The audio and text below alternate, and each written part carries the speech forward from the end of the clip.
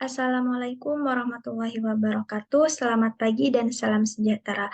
Perkenalkan, nama saya Rosi Aulia Rasyada dengan NIM 123. Pada mata kuliah Hukum Acara Perdata, kita akan menjelaskan tentang surat kuasa. Nah, sebelum kita melangkah lebih jauh tentang hal ini, kita tentu harus mengetahui apa definisi dari surat kuasa atau apa pengertian dari surat kuasa itu sendiri. Surat kuasa secara umum adalah surat yang berisi pelimpahan wewenang dari perseorangan ataupun badan hukum kepada kuasa hukum sehingga pihak yang diberi wewenang bertindak mewakili pihak yang memberi wewenang. Surat kuasa ini dibuat karena ada dua pihak yang berkepentingan, yaitu pihak yang memberikan kuasa dan pihak yang diberi kuasa. Nah, kita bukan hanya menjelaskan secara umum saja, tapi kurang kurang afdol rasanya jika kita hanya menjelaskan secara umum. Di sini saya akan menjelaskan menurut ahli, itu menurut Suparjati, surat kuasa adalah sebuah surat pemberian wewenang atau kuasa terhadap seseorang yang bisa dipercaya supaya yang bersangkutan bisa bertindak mewakili orang yang telah memberikan kuasa. Dikarenakan orang yang memberikan kuasa tidak bisa melakukannya sendiri.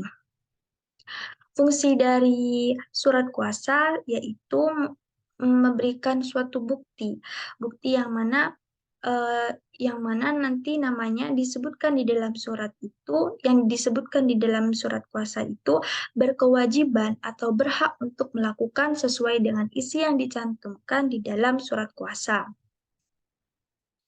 Nah, apa sih yang membedakan surat kuasa itu dengan surat-surat yang lainnya? Surat-surat Surat kuasa ini mempunyai ciri-ciri. Yang pertama, berisi identitas pemberi kuasa dan penerima kuasa. Yang kedua, isi surat berisi tentang pemberian wewenang atau kuasa kepada seseorang untuk mengurus suatu kegiatan. Dan yang ketiga, bahasa yang dipakai itu singkat, efektif, lugas, serta tidak berbelit-belit. Selanjutnya, nah, surat kuasa ini juga mempunyai dasar hukum. Dasar hukumnya ada di dalam pasal 1792 KUH Perdata yang berbunyi pemberian kuasa adalah suatu perjanjian dengan mana seseorang memberikan kekuasaan ataupun wewenang kepada seseorang yang menerimanya untuk atas namanya menyelenggarakan suatu urusan. Seperti yang kita tahu bahwa surat kuasa itu terdiri dari beberapa macam, bukan hanya satu macam saja. Di sini saya akan menjelaskan 4 macam dari surat kuasa. Yang pertama, surat kuasa resmi. Surat kuasa resmi itu bersifat formal yang biasanya diterbitkan oleh suatu instansi ataupun perusahaan yang lembaga maupun instansi pemerintahan untuk dinas keluar kata dan menghadiri acara. Surat kuasa yang kedua yaitu surat kuasa khusus. Surat kuasa ini merupakan bukti pemindahan kuasa secara khusus kepada penerima untuk mewakili suatu kepentingan tertentu. Namun perlu diingat, dalam surat kuasa khusus ini kita harus menulis apa yang akan kita wewenangkan kepada orang itu supaya jelas dan tidak ada kesalahan nantinya. Yang ketiga, surat kuasa pribadi. Surat kuasa pribadi ini berbeda dengan surat kuasa resmi, yang mana surat pribadi ini bersifat non-formal dan juga diterbitkan secara pribadi atau dibuat secara pribadi, perorangan ataupun personal. Umumnya, surat ini dibuat untuk beberapa urusan terkait dengan dokumen pribadi. Contohnya, untuk pengambilan gaji ataupun pengambilan barang. Dan yang macam yang terakhir yaitu surat kuasa istimewa yang diberikan oleh seseorang kepada orang lain untuk melakukan suatu hukum tertentu yang sangat penting yang sebenarnya hanya boleh dilakukan oleh orang yang memberi kuasa itu sendiri. Umumnya, surat kuasa istimewa ini hanya dibuat oleh orang yang terjerat masalah hukum. dan dialihkan kepada pengacara maupun lembaga hukum.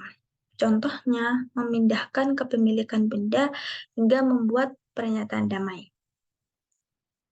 Lanjut ke pembahasan selanjutnya, hal yang minimum harus ada dalam surat kuasa menjadi pihak formil di pengadilan perdata. Yang pertama, kita perlu menjelaskan identitas para pemberi kuasa ataupun identitas yang penerima kuasa. Kita harus menjelaskan secara jelas namanya siapa, alamatnya, nomornya, maupun umurnya. Dan di dalam surat kuasa ini kita perlu menjelaskan secara spesifik ataupun secara jelas apa saja yang hal-hal yang diberikan kuasa, misalnya untuk menghadiri sidang, membuat kesepakatan damai, menandatangani dokumen tertentu, dan yang lain-lainnya. Dan yang penting juga di sini harus ada tanggal pembuatan surat kuasa dan tanda tangan kedua belah pihak. Di sini saya juga sudah memberikan contoh surat kuasa yang mana di dalam surat kuasa ini biasanya terdapat kop surat. Tapi di sini terpotong dikarenakan saya tidak bisa menampilkan secara penuh di dalam slide ini. Adanya kop surat, nomor surat, judul surat, terus ada tanggal pemberian kuasa, nama dan identitas, isinya. Ini di sini isinya. Dan lagi-lagi karena tidak bisa ditampilkan di slide, di sini juga ada tanda tangan. Harus ada tanda tangan para pihak. Nah, mungkin itu saja hal yang dapat saya sampaikan. Kurang lebihnya mohon maaf. Wassalamualaikum warahmatullahi wabarakatuh.